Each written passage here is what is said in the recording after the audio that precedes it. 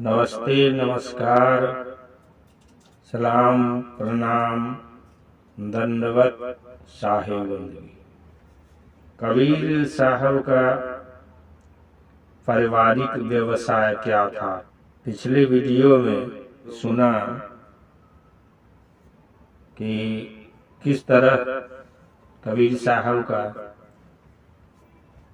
जातीय संस्कार करने आए लोग डर के मारे भागे।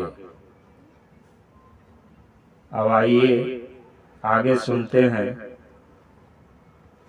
मियाँ नीरू भी बालक कबीर से डरते रहे। उन पर किसी प्रकार का कोई दबाव नहीं देते थे, परंतु बालक कबीर नित्य प्रति माता नीमा एवं पिता नीरू के साथ उसी प्रकार से स्नेह करते थे जैसे बालक अपने माता पिता से वात्सल्य भाव से संपर्क रखता है। अस्तु एक पारिवारिक जीवन की भांति अपना जीवन व्यतीत करने लगे। अभेद रूप से प्रतिदिन लोक व्यवहार की बात करते रहे। प्रातः काल माता पिता, पितामह, पितामही आदि के चरण स्पर्श करते रहे और जातीय व्यवसाय भी अपने पिता के साथ सीखते थे। कपड़ा बुनना, सूत काटना, सूतों को माजना आदि कला को बालक कबीर ने अल्पकाल में ही सीख लिया था। बालक कबीर अल्पभाषी और बिना बुलाए किसी से बोलते नहीं थे। बाल्य अवस्था में ही मातृ पितृ भक्ति में लीन रहा करते थे। पिता के साथ वस्त्र विक्रय हेतु मंडी में जाना, मंडी से सूत आदि क्रय कर लाना उनका कार्य था। अस्तु सभी व्यवहार में दक्ष हो गए थे। पवित्रता तो मानो बालक कबीर को जन्मजात सिद्धि थी। अवश्य भोजन पदार्थ एवं जातीय आहार लेना जन्म से ही नहीं था। बालकों में वही खेल खेलते थे जो मानव उपकारी एवं जो कार्य स्थानीय घर के लोग करते थे, जैसे नमाज पढ़ना, कला पढ़ना तथा महलूद की कथा करना और कपड़ा बुनना, सूत काटना आदि क्रीड़ा क्षेत्रों में खेला करते थे। वे द्वार पर आए हुए दीन दुखियों, भूखे भिखारियों को बिना कुछ दिए लौटाते नहीं थे। अन्न वस्त्र बांटना उनका दैनिक कार्य था। किसी किसी खेल में तो वे मौलवियों की भांति बैठकर कुरान पढ़ाया करते थे। अतः जो भी कार्यरत लोगों को देखते थे वही कार्य खेल आदि स्थानों पर खेला करते थे। आए दिन इस प्रकार का व्यवहार बाल अवस्था में किया करते थे कि उनके व्यवहार से मियाँ नीरू बहुत प्रसन्न रहा करते थे। एक क्षण भी कबीर को अपनी आंख की ओट से ओझल होने नहीं देते थे। एक दिन नीमा ने कहा, बेटा अब तुम सयाने हो गए हो, तुम्हें मकतब मदरसा में बैठना चाहिए। मियाँ नीरू पत्नी की बात सुनकर बोले, तुमने बहुत अच्छी बात कही। अगले दिन प्रातः कबीर को विद्यालय में ले गए और सांप्रदायिक पंडित की जिम्मेदारी में लगाकर घर लौट आए। जैसे ही नीरू घर पर आए वैसे ही बालक कबीर पट्टी पन्ना लेकर आ गए। नीरू ने उन्हें देखा और कहा, बेटा क्या तुम्हारी छुट्टी हो गई? कबीर ने कहा, नहीं, मैं पढ़ने नहीं जाऊंगा। इसी प्रकार से महीनों ऐसे ही मियाँ नीरू करते थे, परंतु लगता था कि कबीर के भाग्य में विद्या है ही नहीं। अंत में मियाँ जी हार मानकर घर ही में कबीर को पढ़ाने लगे एवं उन पंडितों को भी बुलाकर घर पर ही दीक्षा दिलाना उत्तम समझा। थोड़े ही समय में बालक कबीर अपने व्यवहार एवं कुरान आदि का पाठ पढ़ने में समर्थ हो गए। बाद में पढ़ना छोड़कर घर का ही कार्य करना अच्छा समझकर घर पर ही रहने लगे। उधर नीरू की इच्छा थी कि बेटा पंडित हो जाए, इसलिए उन्होंने पुनः बड़ी कोशिश की कि कबीर पढ़े, परंतु कबीर को पढ़ाई से मतलब ही नहीं था। अंतोगत्वा मियाँ जी पराजित होकर उन्हें जातीय व्यवसाय को ही सिखाना अति उत्तम समझा। कबीर इसमें पूर्ण रूपेण दक्ष भी हो गए। तो ये था कबीर साहब का व्यवसाय। अब आगे चलिए, कबीर साहब बैराग स्थिति में हो गए एवं स्वामी रामानंद से दीक्षा लेने के लिए तैयार हो गए।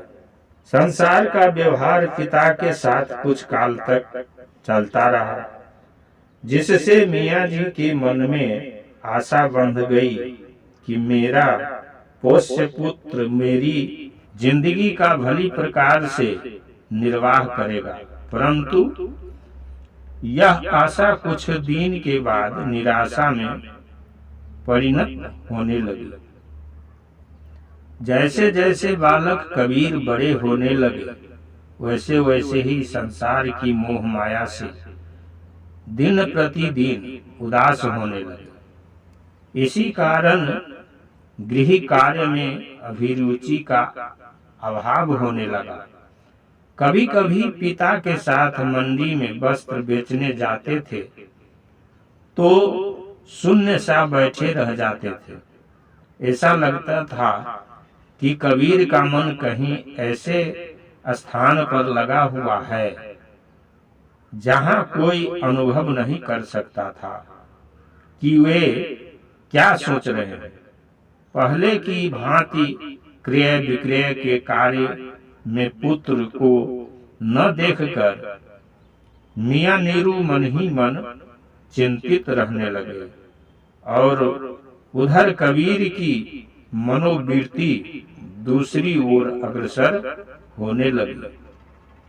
कभी कभी मौलवियों के घर जाकर बैठे रह जाते थे तो कभी कभी कुरान या जिस किसी धर्म की कहीं व्याख्या होती थी वहीं पर बैठे रहते थे। तत्कालीन समाज में धार्मिक प्रचार बड़े तीव्र गति से चल रहा था, जिसमें मोहम्मदीय एवं नाथ पंथियों का बोलबाला था। उनके तर्क या उनके सिद्धियों के समक्ष लोग नतमस्तक हो रहे थे। दूसरी ओर निम्बार्क संप्रदाय एवं रामानंदीय समाज का प्रचार तीव्र गति से हो रहा था। प्रचार का माध्यम कथा कीर्तन विशेष रूप से था।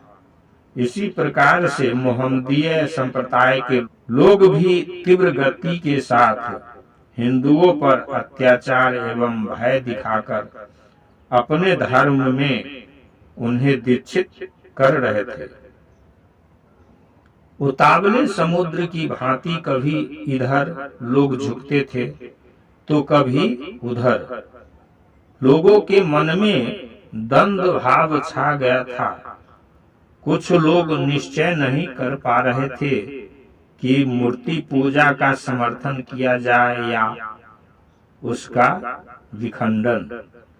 कोई सिद्धि तथा चमत्कार को ही मुक्ति का द्वार बतलाता था। इसी प्रकार से अनेक मतांतर चल पड़े थे। मोहम्मदियों के भय से लोग घबराए हुए थे। उक्त संप्रदाय में किसी की भी श्रद्धा नहीं थी, केवल भय के कारण लोग उसमें जाते थे। इसका मुख्य कारण यह था कि न तो उसमें शुद्धाचार की भावना थी और न ही अहिंसा धर्म की। व्यभिचार पर भी कोई विरोध नहीं था। सत्य, संतोष, विवेक, क्षमा, धैर्य आदि दैवी गुणों का अभाव था। बात ही बात में मोहम्मदीय लोग आपस में झगड़ जाते थे। अपने से अलग धर्मावलंबियों की हत्या कर देते थे। हिंदुओं की बहु बेटियों को सशक्त होने के कारण छीन लेते थे। इतिहास इसका साक्षी है और कहता है कि यह संप्रदाय कितना उदंड रहा है। ये सुंदरी स्त्रियों के लिए अनेक बार लड़ाइयां लड़े हैं। उनके धर्म को न मानने वाले लोग गाय को मातृवत मानते थे और मोहम्मदीय लोग गाय को मारकर खा जाते थे।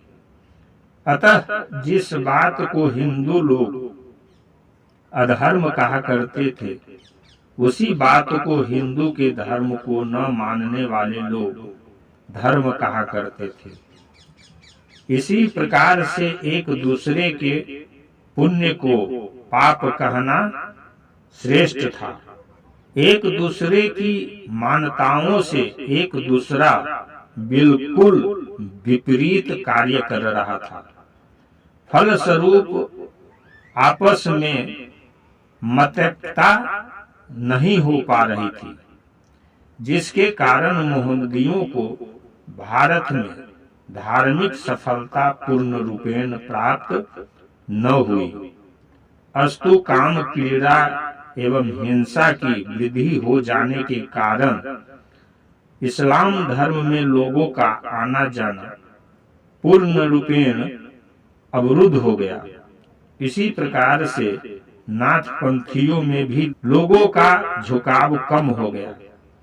इसका कारण यह था कि नाथपंथी भी हिंसा के मार्ग को अपनाए हुए थे।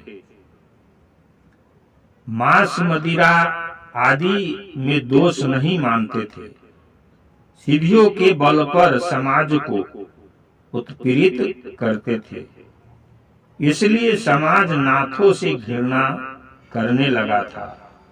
इधर इनके विपरीत निम्बार्क संकीर्तन समाज एवं रामानंदीय समाज में जन समूह झुंड के झुंड आने लगा। यहाँ तक कि मोहम्मदीय भी रामावतों में आकर मिलने लगे। इसका कारण यह था कि इनके प्रचारक बड़े सौम्य और सुनियंत्रित रहा करते थे और श्री राम की भक्ति का प्रचार बड़ी सरल रीति से कर रहे थे। उनका सिद्धांत था कि किसी को मारो नहीं, किसी को भला बुरा न कहो, किसी से घृणा न करो। सभी प्रभु की संतान हैं, इसलिए सभी पर दया की भावना रखो एवं न्याय के साथ इस आसार संसार में निवास करो। तुम दुख देने के लिए नहीं आए हो, तुम मनुष्य हो। तुम्हारा कर्तव्य होता है कि दूसरों की भलाई करो, किसी की निंदा मत करो, किसी से दाह एवं वैरभाव नहीं रखो, परस्पर प्रेम से मिलो, किसी से भेदभाव करना छोड़ दो।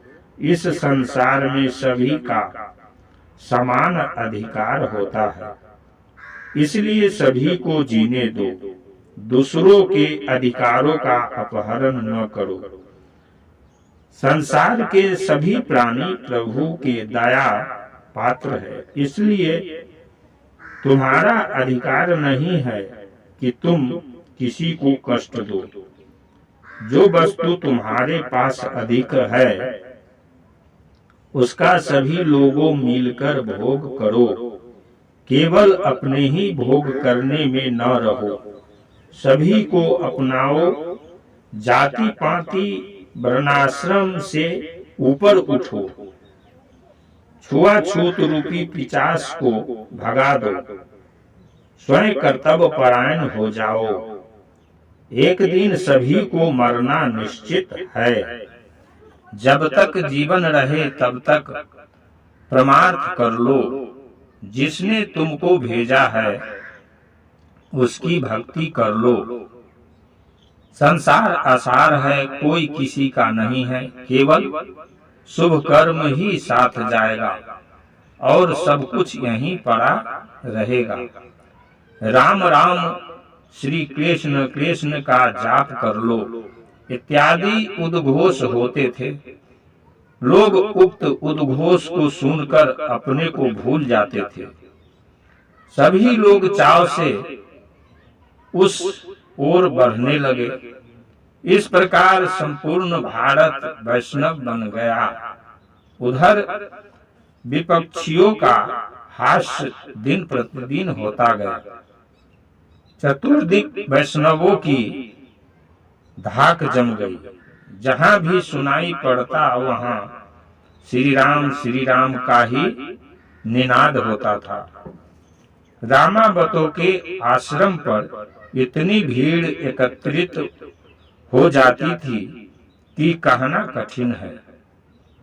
सभी लोग कहते थे कि मुझे शीघ्रातिशीघ्र श्री राम का मंत्र सुनाइए। सभी संप्रदाय के लोग रामावत हो रहे थे। अस्तु श्री राम भक्तों की एकाग्रचित्तता को देखकर कबीर का मन भी उधर ही खींचने लगा और गृह कार्य में अनासक्ति अधिक रूप से होने लगी। बालक कबीर प्रतिदिन सभी धार्मिक प्रचारों एवं संकीर्तनों में जाने लगे। जहां भी जाते थे वहां उस उपदेश को ध्यान पूर्वक सुनते थे, परंतु अपना क्या कर्तव्य है यह निश्चित नहीं कर पा रहे थे। लगभग अवस्था 10 वर्ष की हो चली थी, जिसमें पहुंचने पर बालक कबीर अधिक उद्विग्न रहा करते थे। उधर घर पर माता पिता कबीर को इस्लाम धर्म की ओर ले जाना चाहते थे। विधर्मियों में जाने का उन्हें आंतरिक कष्ट हो रहा था, पर मुख से कुछ कह नहीं सकते थे। इधर बालक कबीर विविधा में पड़े हुए थे, क्योंकि स्वजातीय लोग स्वधर्म की ओर आकृष्ट कर रहे थे। उधर बाहर गंगा तट पर रामावतों की कथा को सुनते थे, पर मन कुछ निश्चय नहीं कर पा रहा था। जहां बैठते थे वहां बैठे ही रह जाते थे। 2-4 दिन बिना भोजन किए रह भी जाते थे। ऐसी दशा में दिन प्रतिदिन कबीर का शरीर छिन्न होने लगा।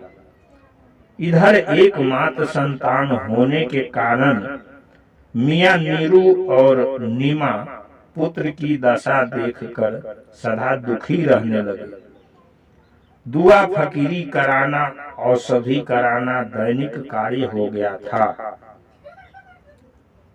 परंतु बालक कबीर को किसी भी उपाय से लाभ नहीं हो रहा था। दिन भर कबीर की सेवा में लगे रहने के कारण घर का व्यवसाय कार्य भी मंद पड़ गया, क्योंकि कबीर की उदासीनता से माता पिता हतप्रभ हो गए थे। जो कबीर कपड़ा आदि बेचकर माता पिता के कार्य में हाथ बटाते थे, वही कबीर माता पिता के कहीं चले जाने पर घर की संपत्ति को दीन दुखियों को लुटा देते थे। इस प्रकार कबीर के व्यवहार से उनके माता पिता प्रसन्न नहीं रहते थे। मियां नूर अली के घर मोहम्मदी संत अधिक आते थे, क्योंकि बालक कबीर उन लोगों को अन्यत्र से बुला बुलाकर भोजन आदि देते थे, जिससे उक्त संत फकीर कबीर का बड़ा समादर करते थे और उनको कबीर साह कहते थे। फकीरों का कहना था कि यह बालक खुदाई बंदा होगा, इसलिए यह साहब है, क्योंकि इसके कार्य बड़े पुरुषों जैसे लगते हैं। यह गरीबों पर बड़ी दया रखता है। अस्तु उक्त लोगों के द्वारा बाल्यकाल से ही बालक कबीर साहब कबीर के नाम से विख्यात हुए।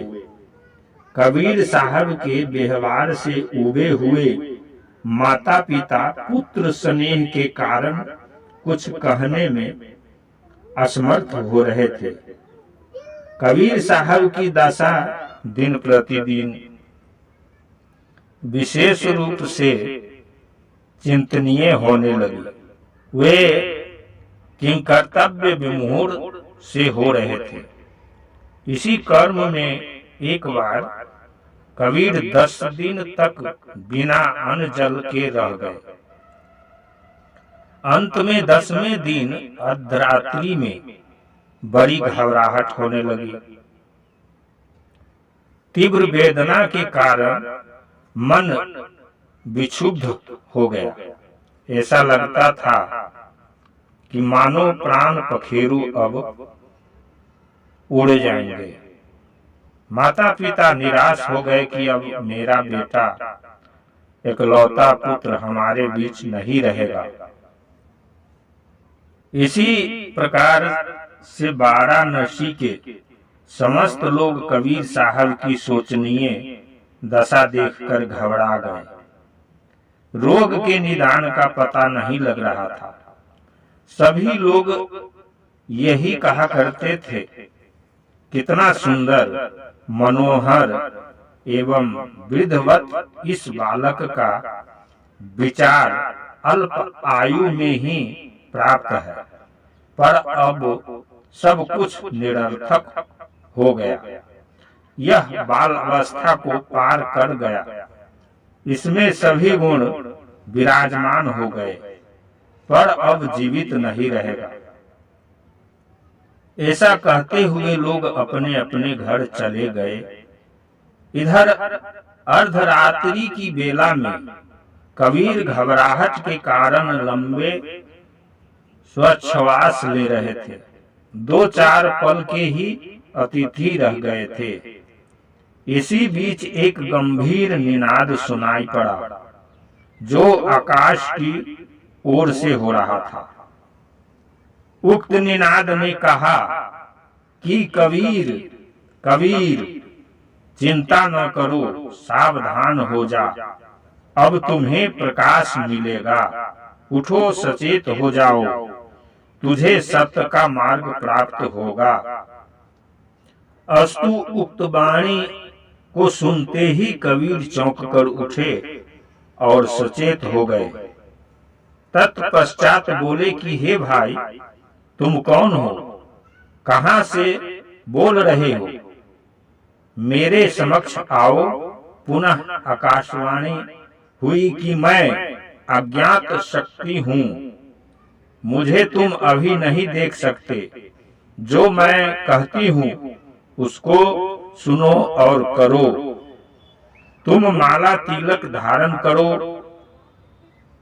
संदेह का परित्याग करो, वैष्णव धर्म को ग्रहण करो तथा स्वामी रामानंद जी से राम नाम का मंत्र ले लो और मेरे अतिरिक्त किसी अन्य देवी देवता का ध्यान नहीं करना, तभी मेरा दर्शन पाओगे। कबीर साहब बोले, मैं जाति का कोरी हूँ, उस पर भी मेरे परिवार के लोग मोहम्मदीय धर्म को ग्रहण कर चुके हैं। उधर स्वामी रामानंद जी महाराज मोहम्मदियों को मलेच्छ जानकर दर्शन नहीं देते। भला मैं उनसे राम नाम मंत्र कैसे पा सकता हूँ? मुसलमान हमारी जाति माला पावे कैसी भांति। आकाशवाणी ने कहा, तुम जाओ, पंचगंगा घाट पर वे रहते हैं, उनसे राम नाम की दीक्षा मांगो। यदि वे तुम्हें राम मंत्र नहीं देते हैं तो मैं उनकी मति को विभ्रमित कर दूंगी। स्वामी रामानंद ब्रह्म मुहूर्त में शिष्यों के सहित पंचगंगा घाट पर नित्य स्नान करने जाते हैं। तुम जाकर घाट की सीढ़ियों पर लेट जाना और उधर से वे आवेंगे तो तुम्हारे ऊपर उनका पैर पड़ेगा। तब तुम चिल्लाना और तब वे तुमसे कहेंगे कि बस राम राम कहो।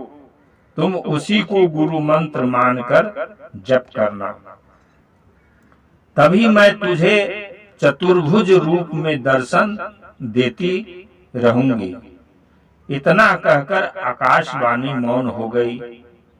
उधर कबीर साहब के जी में जी आ गया। बिना सोचे समझे प्रातः होते ही स्वामी रामानंद के आश्रम पर कबीर गए और अपने निश्चय को आश्रम के द्वार पर प्रहरी शिष्यों से कह सुनाया। कबीर साहब की बात सुनकर द्वार रक्षक शिष्यों ने अंतःपुर में जाकर स्वामी रामानंद जी से ज्यों का त्यों कह सुनाया।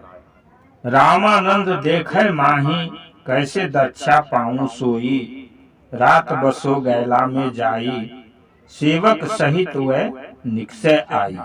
द्वार रक्षक शिष्यों के द्वारा कबीर साहब का संदेश सुनते ही स्वामी रामानंद जी ने डांट कर कहा कि उस मलेच्छ को यहाँ से तुरंत भगा दो, नहीं तो मैं तुझे ही शाप दे दूंगा।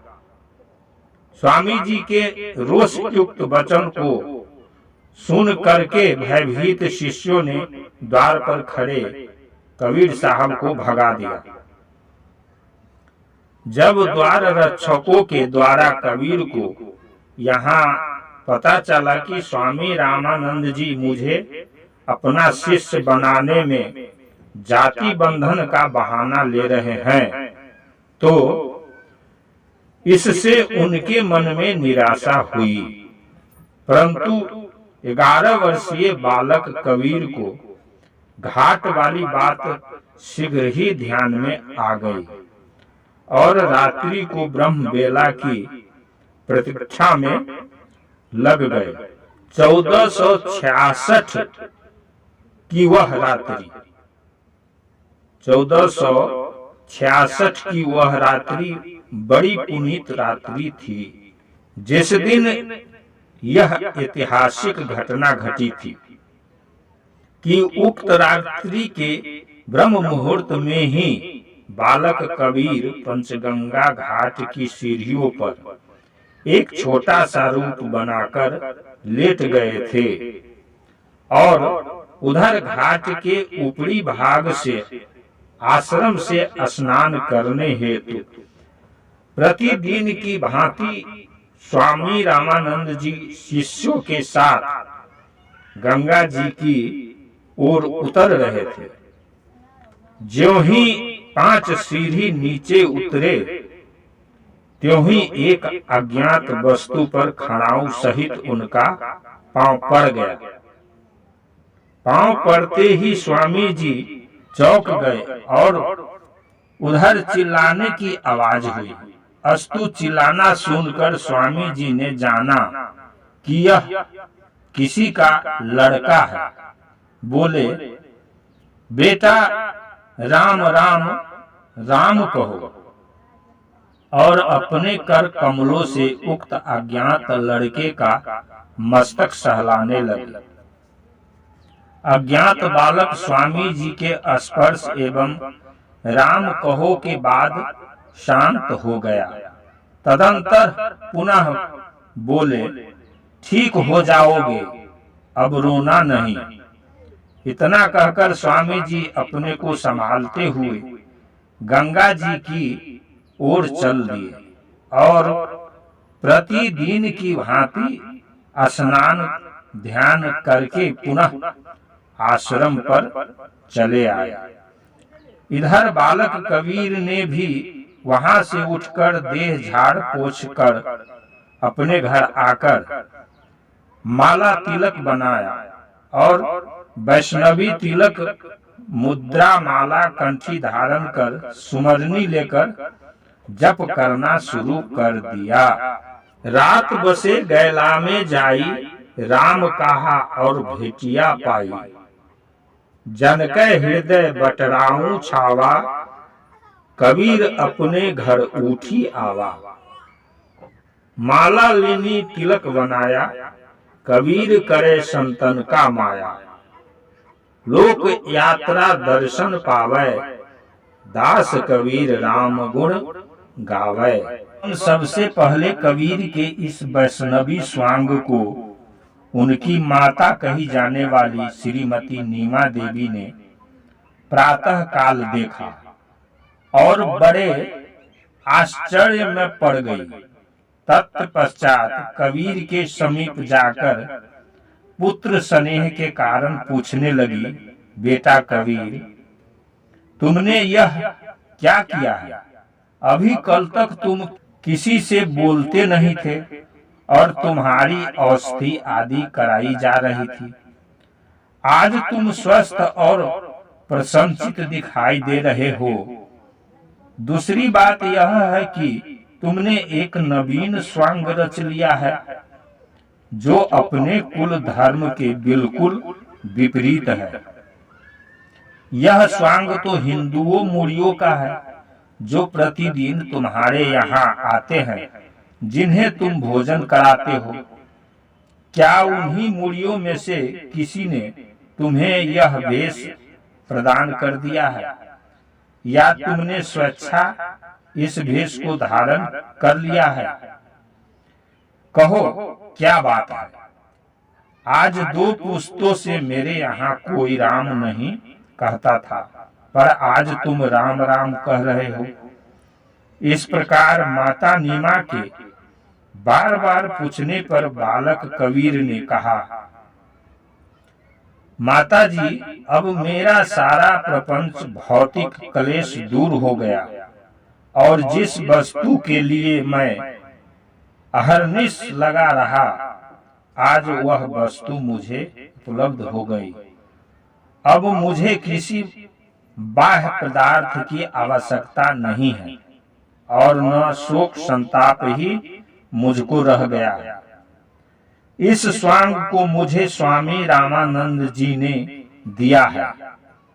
पुत्र की बात सुनकर माता नीमा शोक संताप से युक्त हो गई और शोर मचाने लगी और कहने लगी कि अरे तू काफर हो गया, अपना दीन धर्म छोड़ दिया, या अल्लाह, इसकी अकल कहाँ चली गई? इत्यादि इस प्रकार के शोर को सुनकर आसपास के लोग एकत्रित हो गए और देखते क्या है कि नीमा पागल की भांति प्रलाप कर रही है। एकत्रित लोगों ने कहा कि नीमा तुम्हें क्या हो गया है? उधर घर के अंदर से नूर अली साहब भी आंख मलते हुए दौड़े आ रहे हैं। उनके पीछे मजहर अली साहब भी आ रहे हैं। अस्तु लोगों के समझाने बुझाने पर नीमा जी शांत हुई और कहने लगी कि यह मेरा पुत्र हिंदू मजहब में चला गया। भला मेरे खानदान में कोई राम नाम नहीं कहता था और न ही किसी ने ऐसा वेश ही बनाया था। मेरे खानदान के लोग ईद बकरीद रोजा नमाज गुजारते थे एवं मक्का मदीना हज करने जाते थे। मेरे इस पुत्र ने कुल की रीति का त्याग करके देखो कैसा वेश बनाया है। नीमा की बातों को सुनकर लोगों ने कहा, जाने दो, जैसे भी रहे रहने दो, अब यह तुम्हारे बस में नहीं रहेगा। ऐसा कहते हुए लोग अपने अपने घर चले गए। इधर कबीर साहब के वेश की एवं रामानंद के शिष्य हो जाने की बात वाराणसी के कोने कोने में छंदा की भांति फैल गई। कुछ लोग कहने लगे कि कबीर को कब और क्यों स्वामी रामानंद जी ने शिष्य बनाया। वह तो मुसलमान है, मोहम्मद हुसैन के वंश का है, जो कट्टर इस्लाम धर्म का पुजारी था, जो सदैव आयो का खिलाफत करता था। आज उसी के वंश का कबीर सुना जाता है, जिसको स्वामी जी ने अपना शिष्य बना लिया है। और उसी में कुछ लोग यह कहने लगे कि कबीर मोहम्मद हुसैन के वंश में पैदा नहीं हुआ है, वह तो लहरतारा में पड़ा मिला था, जिसको नीरू जोलाहा ने लाकर पालन पोषण किया था। वह किसी हिंदू की संतान है, वह किसी हिंदू की संतान है इत्यादि इस प्रकार की बातों को लोग कहते हुए एक दल बनाकर पंचगंगा घाट पर गए, जहां पर स्वामी रामानंद जी का आश्रम था। दल में केवल ब्राह्मण और वणिक ही अधिक थे, जो सनातन धर्म में विशेष विश्वास रखते थे। अस्तु उक्त दल के लोगों ने आश्रम पर पहुंचकर अपने आने की सूचना शिष्यों द्वारा स्वामी रामानंद जी के पास भेज दी। सूचना प्राप्त होने पर स्वामी रामानंद जी गुफा से बाहर आए। सभी ने स्वामी जी को साष्टांग प्रणाम किया और स्वामी जी ने सभी के अभिवादन को स्वीकार किया एवं उक्त लोगों को बैठने के लिए कहा। अतः स्वामी जी की आज्ञा अनुसार सभी बैठ गए। तत्पश्चात स्वामी जी ने कुशल क्षेम पूछा। सभी लोगों ने शुभ ही बतलाया। पुनः स्वामी जी ने पूछा कि आप लोग यहाँ किस लिए पधारे हैं। आए हुए दल के मुखिया ने हाथ जोड़कर कहा कि हमने सुना है कि मोहम्मद हुसैन वंशीय नूर अली के लड़के कबीर अली को आपने अपना शिष्य बनाया है। यह समाचार पूरे नगर में फैल गया। कुछ लोगों ने जाकर कबीर अली से पूछा तो कबीर अली ने भी कहा कि मेरे गुरु स्वामी रामानंद जी है। इसी बात को लेकर काशी के मुसलमानों की एक बहुत बड़ी सभा हुई, जिसमें कबीर की माता ने बहुत रोष व्यक्त किया और मुसलमानों ने कहा कि एक मुसलमान के घर पला हुआ लड़का काफर हो जाए, यह कितना हानिकर है। उक्त सभा में बुलाकर कबीर को बहुत समझाया गया, परंतु कबीर अली अपनी विचारधारा पर अडिग रहे। अतः दल के मुखिया से ब्राह्मण की बात सुनकर स्वामी रामानंद जी ने कहा कि मैंने उस कबीर अली जुलाहे को कभी भी शिष्य नहीं बनाया है। स्वामी जी ने कहा कि वह एक दिन आया था और कह रहा था कि मुझे राम मंत्र मिलनी चाहिए। मैंने शिष्यों द्वारा कहला दिया कि मैं उसको राम मंत्र नहीं दूंगा। यदि आप लोग उस जोलाहे के लड़के को पकड़ लाए तो मैं उससे पूछूं कि कब तुम्हें मैंने राम मंत्र दिया है। स्वामी जी की आज्ञा पाते ही लोग टिड्डी दल की भांति वायु जैसी द्रुत गति में जाकर कबीर साहब को पकड़ लाए एवं आश्रम के द्वार पर खड़ा करके स्वामी जी को उनके आने की सूचना दे दी। स्वामी जी ने कबीर को बुलाया है।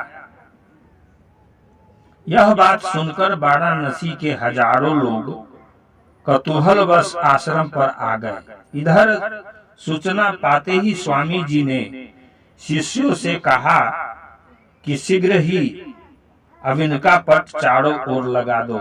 शिष्यों ने आगे पीछे अब इनका पट लगा दिया। इसके बाद स्वामी जी ने अब इनका पट के अंदर से अब इनका के निकट कबीर साहब को बुलाया और पूछा, कहो डरो मत बेटा, सच सच कहो, तुमको मैंने कब अपना शिष्य बनाया, झूठ मत बोलना। स्वामी जी की बात सुनकर कबीर साहब ने कहा कि स्वामी जी, परसों ब्रह्म मुहूर्त में जब आप स्नान करने जा रहे थे, उसी समय मैं पंचगंगा घाट की सीढ़ियों पर लेटा हुआ था और आप ऊपर से आए। मेरी छाती पर आपका खड़ाऊं सहित पांव पड़ गया। तब मैं चिल्लाने लगा। उस पर आपने चौंक कर कहा कि वत्स, राम राम राम कहो। इतना ही नहीं, आपने मेरे सिर पर हाथ रखकर कहा कि रो नहीं, अच्छा हो जाओगे। ऐसा कहकर आप स्नान करने चले गए। इधर मैं अपने घर चला गया। इस बात पर स्वामी जी मौन हो गए। अस्तु स्वामी जी के चुप हो जाने पर बालक कबीर ने कहा, भला इतने आश्वासन के बाद भी आप कहते हैं कि मैंने तुमको अपना चेला कब बनाया?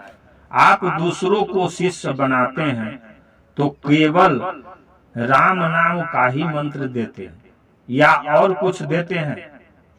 आपने अपने कर कमलों को मेरे सिर पर रखा और घाट पर सुप्तावस्था में खड़ाऊं से ठोकर देकर जगाया है। इतना होने पर भी आप कहते हैं कि मैंने तुमको कब शिष्य बनाया? अब आप ही कहिए कि मैंने तुमको शिष्य नहीं बनाया। मैंने तो सुना है कि राम ही नाम सभी शास्त्रों का निचोड़ है। अतः कबीर की निर्भीकता पूर्वक उक्त बातें सुनकर स्वामी रामानंद जी आश्चर्यचकित हो गए और सोचने लगे कि यह कोई विलक्षण बालक है। क्या यह वही बालक तो नहीं है कि जिसको मैंने कभी सुना था कि लहर तारा सरोवर से मोहम्मद नूर अली ने लाया है, जिसके विषय में बड़ा विवाद हुआ था, जिसके नामाकरण एवं जातीय संस्कार के समय बड़ा आश्चर्य सुना गया था, जिसको मेरे प्यारे शिष्य अष्टानंद ने कहा था, एक तेज पुंज ज्योति स्वरूप बालक लहर तारा सरोवर में आकाश मंडल से उतरा है, जिसको नीरू जोलाहा ले गया है। क्या वही बालक तुम कबीर हो, जिसके विषय में कुछ योगीश्वर ने मुझसे कहा था कि भगवान नारायण का अंशा अवतार हो गया है? क्या जिसको वेद व्यास ने भविष्य पुराण में लिखा है कि मलेच्छों के आक्रांत देव पुत्रों को त्राण देने के लिए स्वयं हरि कबीर के नाम से अयोनिज अवतार लेकर सनातन सत्य धर्म की रक्षा करेंगे? क्योंकि जिस प्रकार से तुमने राम भक्ति अपनाई है, उस प्रकार से केवल प्रहलाद ने ही अपनाया था। ऐसी भक्ति वाले लोग इस युग में रह नहीं गए हैं। बार बार कहने पर भी लोग श्री राम भक्ति नहीं समझ पाते हैं। क्या तुम वही कबीर हो जो सतयुग में भगवान नारायण ने स्वयं प्रहलाद बनकर भक्ति का मार्ग दिखलाया था और पुनः श्री सुखदेव ऋषि के रूप में अहेतुकी भक्ति मार्ग का दर्शन कराया था, जिसके बारे में महर्षि अगस्त ने अपनी संहिता में लिखा है कि महाभागवत विष्णु अंश प्रहलाद ही कबीर रूप से तपोभ्रष्ट ब्राह्मण दंपति मलेच्छ योनि में जन्म लेंगे और उन्हीं के द्वारा श्री हरि कबीर बनकर पालित होंगे। क्या तुम वही कबीर हो जो भगवान प्रहलाद बने, पुनः वही प्रहलाद सुखदेव जी हुए, वही सुखदेव जी तुम कबीर हो। ये सब बातें कहते हुए स्वामी जी मन ही मन श्री नारायण जी का स्मरण करने लगे। मुख कमल से राम राम मुखारित हो रहा था और इधर कबीर साहब ने स्वामी जी की बातों को सुनकर कहा कि प्रभु, इस विषय में मैं कुछ नहीं जानता, बस यही जानता हूँ कि मैं नीरू जोलाहा का पुत्र हूँ। अतः इतना कहते ही स्वामी रामानंद जी ने अब इनका पट को हटाकर भीड़ को चीरते हुए अपने को स्वयं संभाल न सके और जाकर बालक कबीर को गले से लगाकर पुनः छाती से लगा लिया और माथा सूंघने लगे। इतना ही नहीं बल्कि कबीर साहब का हाथ पकड़कर आश्रम में ले गए। स्वामी जी एवं कबीर साहब के इस मिलन एवं वार्तालाप को समाज के एकत्रित व्यक्तियों ने देखा और सभी अवाक रह गए। श्री स्वामी जी की रहस्यपूर्ण वार्ता को सुनकर लोग गुरु एवं शिष्य को साष्टांग प्रणाम करके श्री राम नाम का जप करते हुए अपने अपने घर चले गए। इधर स्वामी जी मन में विचार करने लगे कि मानव रूप में आने पर नारायण की बुद्धि अपने स्वरूप से विचलित हो जाती है, या मुझे छलने के लिए ऐसी बुद्धि को धारण कर लिए। अतः अष्टानंद आदि शिष्यों को स्वामी जी ने आदेश दिया कि गंगा जी से शीघ्र नए घड़े में जल लाओ और कबीर को स्नान कराओ, चंदन घिसो, तुलसी का माला पिरो। गंगाजल आया। कबीर साहब को आम की छोटी चौकी पर बैठाकर स्नान कराया गया। तत्पश्चात नया वस्त्र पहनाया गया। स्वामी रामानंद जी ने कबीर को अपने आसन के समीप एक आसन पर बैठाकर दही अक्षत आदि से मार्जन किया। पुनः श्री राम नाम का उपदेश दिया। तुलसी की माला को गले में बांधी, मस्तक पर तिलक लगाए और बालक कबीर से बोले कि वत्स, मेरा चरण धोकर पी जाओ और अपने सभी गुरु भाइयों को जाकर साष्टांग प्रणाम करो। आज आश्रम में ही भोजन करना।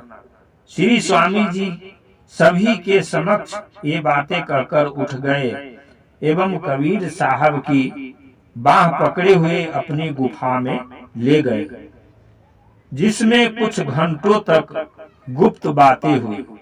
क्या बातें हुई यह आज तक किसी को पता नहीं लग सका है।